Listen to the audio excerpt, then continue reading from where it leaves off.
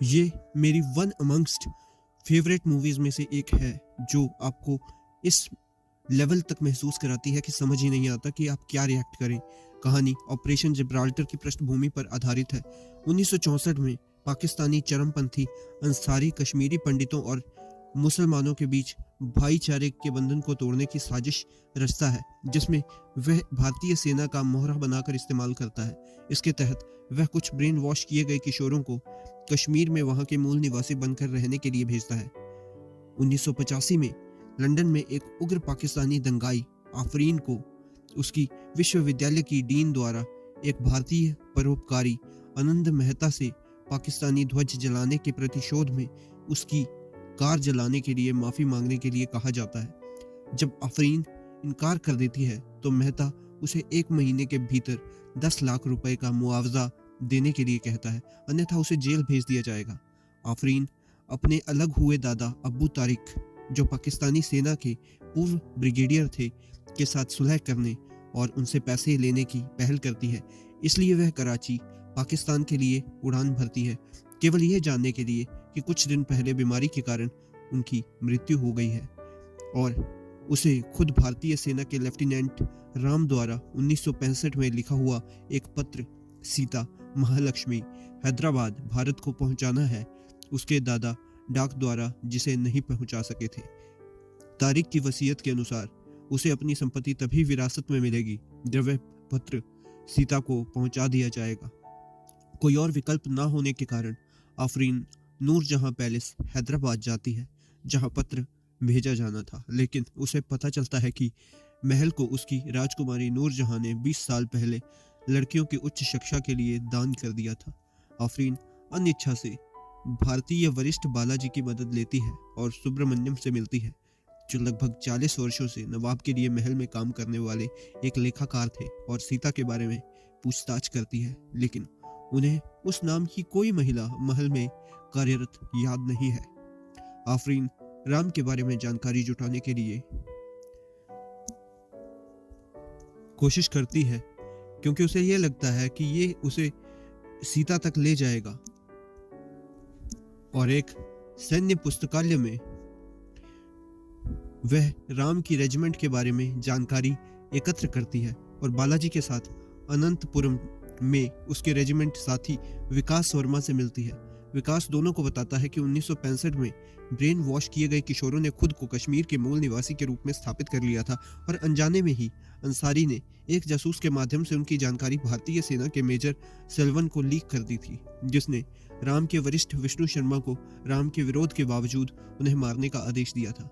किशोरों के मारे जाने के बाद सिवाय एक के अंसारी ने कश्मीरी मुसलमानों को भारतीय सेना के खिलाफ भड़काकर कश्मीर में एक धार्मिक दंगा भड़का दिया था, जिसने सेना पर किशोरों की हत्या करने और सिर्फ इसलिए उन पर संदेह करने का आरोप लगाया क्योंकि वे मुस्लिम थे। उत्तेजित कश्मीरी मुसलमानों ने भारतीय सेना का बहिष्कार किया और अगरता को जलाने के लिए आगे बढ़े, जो कश्मीरी पंडितों का निवास स्थान था।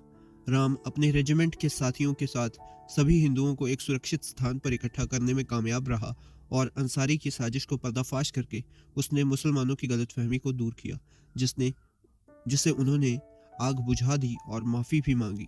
इस कार्य के लिए राम और उसके साथियों की सराहना की गई। एक रिपोर्टर विजय लक्ष्मी उनका साक्षात्कार लेने के लिए उनके बेस पर आई।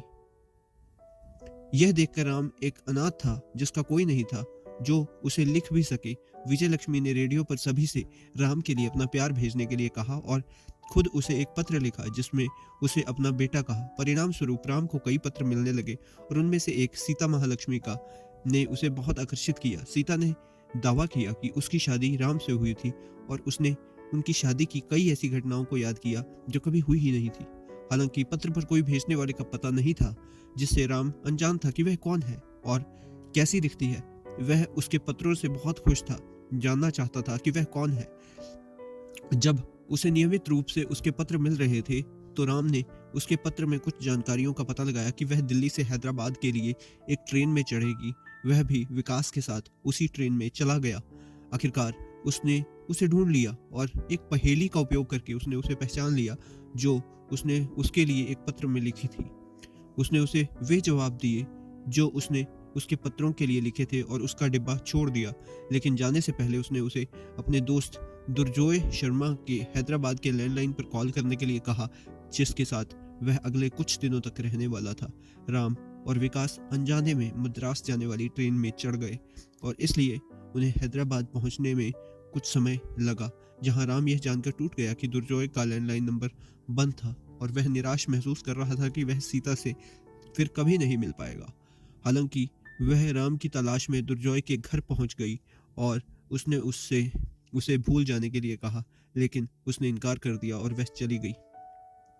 प्रेजेंट डे में विकास आफरीन और बालाजी को बताता है कि वह अपनी निजी समस्याओं के कारण उसके बाद राम से नहीं मिल सका और उन्हें दुर्जोय का पता और विष्णु की संपर्क जानकारी देता है। आफरीन एक बस स्टेशन पर एक टेलीफोन बूथ में विष्णु को फोन करती है, लेकिन हैदराबाद जाने वाली बस निकलने वाली होने के कारण वह कॉल काटने वाला होता है, लेकिन वह उत्सुक हो जाता है कि कोई राम के बारे में जानना चाहता है। विष्णु फिर आफरीन की तलाश करने की अपनी योजना को स्थगित कर देता है। वे बाद में दुर्जोय से मिलते हैं और सीता के जाने के बाद क्या हुआ यह जानते हैं। राम और दुर्जोय एक जादू शो में गए थे, जिसके बारे में सीता ने उन्हें अपने एक पत्र में कहा था कि वह चाहती है कि राम उसे वहां ले जाए। वे सफलतापूर्वक सीता को ढूंढने में कामयाब रहे। राम ने उसकी दोस्त रेखा से बात की, जिसने खुलासा किया कि सीता वास्तव में राजकुमारी नूरजहां की भरतनाट्यम शिक्षिका थी। राम और सीता एक साथ समय बिताने लगे। राम ने लेखाकार सुब्रमण्यम को महल में घुसने और सीता से मिलने के लिए मूर्ख बनाने की हिम्मत की, जिसे उसने प्रपोज भी किया, लेकिन फिर वह कहीं चली गई और किसी चीज ने उसे प्रस्ताव स्वीकार करने से रोक दिया था। वर्तमान में दुर्जोय आफरीन और बालाजी को सीता की एक तस्वीर देता है, जिसे राम ने अपने कैमरे में क्लिक किया था, जिसे आफरीन सुब्रमण्यम को उसे पहचानने के लिए दे जाती है, लेकिन वह महल में एक चित्र के माध्यम से महसूस करता है कि सीता वास्तव में राजकुमारी नूरजहां है, जो आफरीन और बालाजी के लिए एक बड़ा झटका होता है। आफरीन और बालाजी रेखा से मिलते हैं, जो बताती है कि नूर राम से प्यार करती थी, लेकिन उसकी किस्मत ने उसे स्वीकार करने से रोक रखा था। ओमान में सब उसके परिवार की संपत्ति वित्तीय संकट के कारण जब्त कर ली गई थी, इसलिए उसके भाई ने राजकुमार ओमान से उसकी शादी करवाने के लिए एक युद्ध विराम प्रस्ताव तैयार किया था। रेखा ने नूरजहां को सलाह दी कि वह राम को अपनी पहचान बताए और वह उसके परिवार से मिलने जाकर ऐसा करने वाली थी, जो उसे पत्र लिखते थे। हालांकि उन दिनों नूर राम से जुड़ी हुई महसूस कर रही थी। कश्मीर के लिए रवाना होने से पहले अपनी पहचान नहीं बता सकी। सीता को उसके साथ जाने की उम्मीद करने से पहले नहीं, लेकिन वह नहीं जा सकी क्योंकि राजकुमार ओमान ने उससे शादी करने के लिए स्वीकार कर लिया था। उन्हें अनजान मार्तंडम नामक एक पत्रकार ने उनकी तस्वीरें क्लिक की और उन्हें अखबार में प्रकाशित कर दिया, जिससे नूरजहां के एक आम आदमी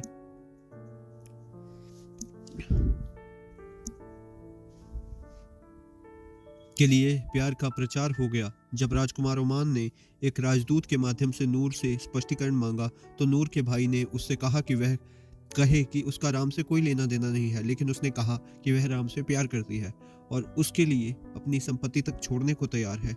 वह अपने भाई के विरोध के बावजूद कश्मीर के लिए रवाना हो गई और अपनी सच्ची पहचान बताए बिना उसने राम के साथ कुछ दिन वहां बिताए और उसके सहयोगियों और वरिष्ठों से परिचित हुई।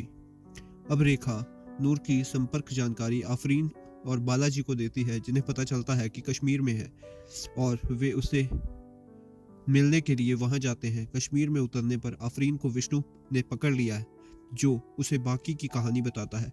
सीता और राम अप्रत्याशित रूप से विष्णु और उसकी पत्नी वैदेही के साथ भोजन कर रहे थे जब पाकिस्तानी किशोर ने विष्णु की हत्या करने का प्रयास किया, जिसे राम ने बचा लिया।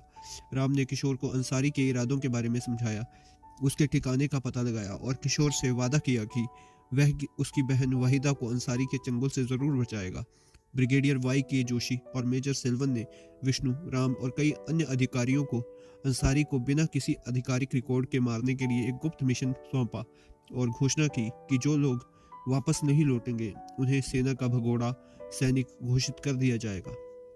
सीता को एक आंसू भरी विदाई देते हुए, जो उसके लौटने के बाद उसे सच्चाई बताना चाहती थी, राम अपने मिशन के लिए रवाना हुआ और अपनी टीम के साथ पाकिस्तान में अंसारी को सफलतापूर्वक मारने में कामयाब हुआ। हालांकि वहीदा को आग से बचाने की कोशिश करते हुए राम और विष्णु को तत्कालीन सेना प्रमुख अबू तारिक ने गिरफ्तार कर लिया, जो दोनों के प्रति दयालु थे, और उन्होंने भारतीय राजनयिक राहुल वर्मा से भारत में पाकिस्तानी कैदियों के बदले राम और विष्णु को आदान प्रदान करने का अनुरोध किया। हालांकि पाकिस्तानी सेना केवल दोनों में से एक को रिहा करना चाहती थी और आखिरकार राम के कहने पर विष्णु को भारत भेज दिया गया। वर्तमान में विष्णु आफरीन को बताता है कि उस घटना के बाद पाकिस्तानी सेना ने कश्मीर में भारतीय सेना के ठिकानों पर हमले किए, जिसमें 32 सैनिक मारे गए, जिससे सेना ने यह मान लिया कि राम एक गद्दार था और सीता को उस गलतफहमी के लिए अपमान सहना पड़ा। हालांकि विष्णु राम पर अपना भरोसा व्यक्त करता है और यह भी खुलासा करता है कि आफरीन वास्तव में वह लड़की वहीदा है जिसे राम ने बचाने की कोशिश की और जिसकी वजह से सीता से अलग हो गया। आफरीन तबाह हो जाती है। इसी बीच बालाजी सीता को पत्र पहुंचाता है, जो राम की यादों के साथ अपना जीवन जी रही है, और पत्रों के माध्यम से उसे पता चलता है कि पाकिस्तानी सेना ने राम और विष्णु पर एक शर्त रखी थी कि जो कश्मीर में भारतीय सेना के ठिकानों के बारे में वे जानकारी देगा उसे रिहा कर दिया जाएगा। जब राम ने इनकार कर दिया तो विष्णु वैदेही और अपने बच्चों को आतंकवादियों से बचाने के लिए मान गया, इसलिए वह अपना जीवन पछतावे में जी रहा है। उसने आफरीन को रोका और नहीं चाहता कि वह पत्र सीता तक पहुंचे। सीता को पत्र के माध्यम से पता चलता है कि राम को जेल में फांसी दे दी गई थी और वह व्याकुल है। उसे एक अखबार की कटिंग भी मिलती है जो उससे जुड़ी थी, जिसे मार्तंडम ने प्रकाशित किया था, जिसमें वह खुलासा किया है कि राम जानता था कि सीता कौन थी और वह गर्व और खुश था कि उसने राम के साथ रहने के लिए अपना महल तक छोड़ दिया। सीता पत्र के माध्यम से विष्णु का पर्दाफाश करती है, जिसने उस पर एक जांच समिति बैठाई जाती है और वह आफरीन से मिलने जाती है, जिसे वह बताती है कि राम मर चुका है। आफरीन खुद को दोषी ठहराती है और सीता को गले लगाती है। जब विष्णु शर्मा से अपनी सर्विस रिवॉल्वर से खुद को गोली मार देता है तो सीता को राम की देशभक्ति के लिए भारत के राष्ट्रपति से एक पदक मिलता है और आफरीन सेना में उसकी प्रतिष्ठा को बहाल करती है। आफरीन के बारे में पता चलता है कि वो उसे मेहता से माफ़ी मांग ली थी और उसने पाकिस्तान की जेल में 18 भारतीय कैदियों को भी रिहा करवा लिया है। फिल्म आपको ऐसे एहसासों के साथ छोड़ जाती है जो काफ़ी भावने लगते हैं। ये था मेरा रिव्यू। मैं मिलता हूँ आपसे किसी और वीडियो में किसी और रिव्यू के साथ। तब तक के लिए बाय।